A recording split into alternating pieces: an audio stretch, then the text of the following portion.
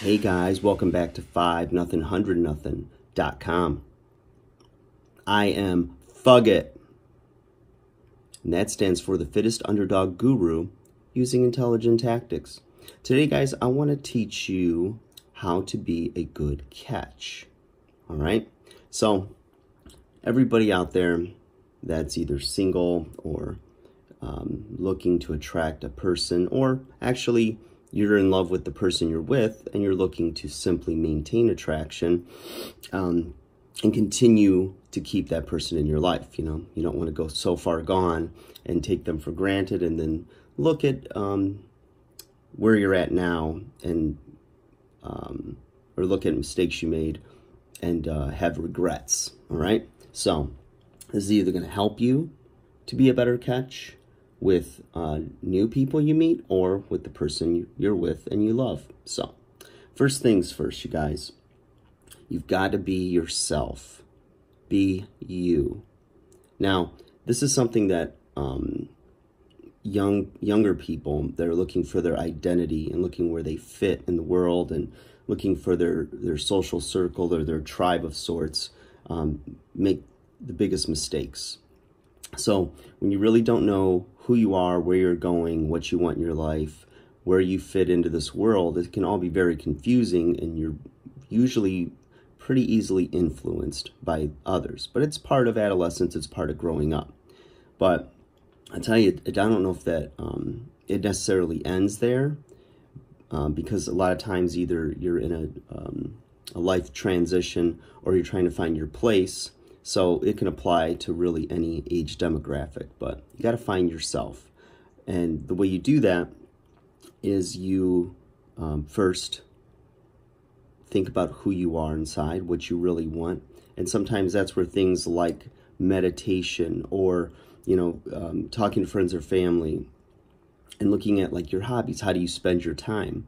How do you like to spend your time? What are some things that you enjoy doing, whether it's sports, whether it's arts or culture, what kind of music do you like? But really, get in touch with yourself and don't change for anybody, okay? You change for yourself, and you've got to feel really good about those decisions. So, first off, as an undersized underdog, us males out here, be a little more direct towards you, or us, I should say, but improve your career, improve your level of success. And not only is that going to make you come off as a more a strong, dominant, alpha type male, but it's going to do wonders for your self-confidence as well. When you're doing well in your career, your job, you feel good about where you're going or where you even are, then you're definitely going to be in a better place to have somebody else in your life or keep the person that's in your life feeling safe, secure. A lot of times I know guys that they're going through a career struggle, whatnot, and instead of focusing on their career and trying to improve that, they're looking and seeking validation or love and security in their relationship. And a lot of times, us men, if work's not going well, that stress and that angst will come out in our relationship. You might get snappy, or you get quiet, cold, reserved. You withdraw and you go inward.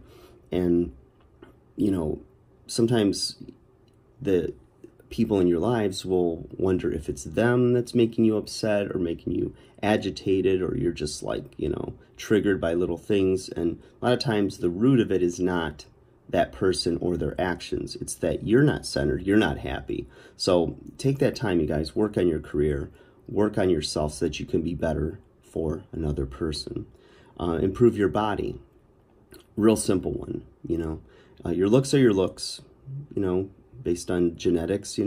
If you're an ugly person, you just pick the wrong parents. But good thing for us is that while we're visual creatures, us men, a lot of times women, they might initially be attracted by looks, but it's going to be your personality. It's going to be the way you carry yourself. It's going to be your confidence. It's going to be all of those other little things. And having a strong body is also a good reflection and a first impression of who you are as a person. So if you're out of shape, if you aren't like walking confidently, and that comes from having a better built body, you know, a stronger, lean, you know, functional body, your energy will come off of that when you're in good shape, when you're in better shape. So taking care of your body, guys, get in the gym, you know, change your diet a little bit. Everybody has those little trigger foods or things that they know are holding them back. And if you just change those couple little things you might do, it's going to make all the difference in your body. I had a client years ago, and he was, you know, eating fairly well, probably 80-20 rule. 80% of the time was eating pretty well, 20% wasn't. And one of his bad habits is every day he would stop at the gas station on his way to work, and he would get like, I forgot the name of the marketing of the type of beverage, but it was a cola or a soda or a pop, depending on where you are in the world or country. And it was a full sugar soda, and he would get 32 ounce of this, and he would like sip on that. So he didn't like coffee, but that was his one vice. And I told him, I said, well, just, you know what, go from 32 to like 24 ounces, or, you know, take it to 16 ounces. He's like, well, I thought I'd have to cut it out altogether. I said, oh, you know, you will. I said, but for some people, it's easier just to cut down instead of going cold turkey. And sure enough, he cut down to 16 ounces, and after 2 weeks, he had lost literally, this is memory serving me, he lost at least 5 to 10 pounds just from that. I want to say it was more, but I don't want to exaggerate. So I know it was at least 5 to 10 pounds just in a couple weeks. And just because of that extreme result, he cut it out altogether. And over the course of a couple months, maybe 3, lost 30 pounds just from doing that. Not changing his diet, and then adding in 2 30-minute workouts a week, doing full body workouts, and a little extra cardio, but not a lot. Didn't really disrupt his lifestyle at all. So very interesting. Just those little changes can really add up quickly. Improve your style or upgrade your look, you know. So what do they say? Dress for the job you want, you know. So when you're put together, and that doesn't necessarily mean you have to go out and buy, you know, top of the line suits or the latest fashions and whatnot to try to impress. If you're in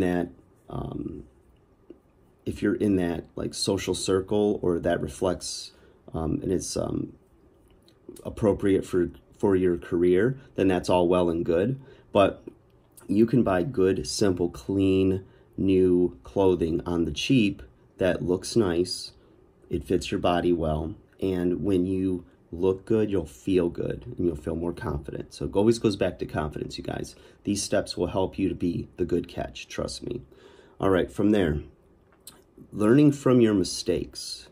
Learning from the mistakes you made in past relationships, whether they were romantic relationships or even friendships and or business relationships. You know, everybody has their little, like, interesting little quirks that make them unique, but sometimes those quirks or those little things that make you unique can also be turning other people off.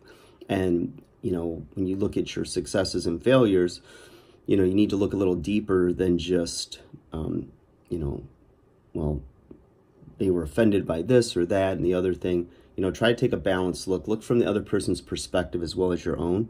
And what can you do to improve? Maybe, you know, you have a temper. Maybe you were selfish and didn't think of the other person.